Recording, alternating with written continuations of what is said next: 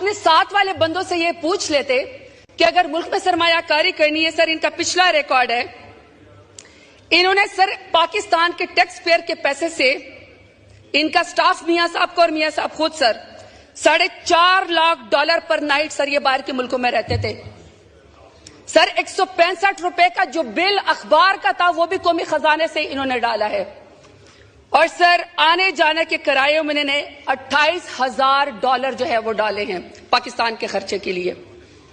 और sir auditor general की report कहती है, और मैं सर मौजूदा ऑडिटर जनरल की रिपोर्ट का भी वेट कर रही हूं, कि 2017 में 18 में पीएमएलए ने 5.8 खरब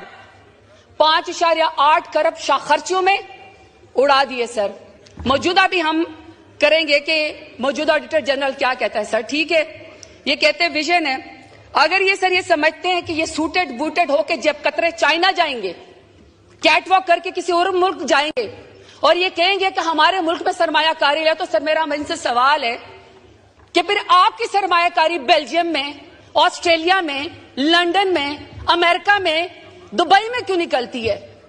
33 खरब के इनके असासे जो हैं वो इस वक्त दुबई लीक्स के अंदर निकल आए, उसके ऊपर तो इनको सौंप सूख जाता है।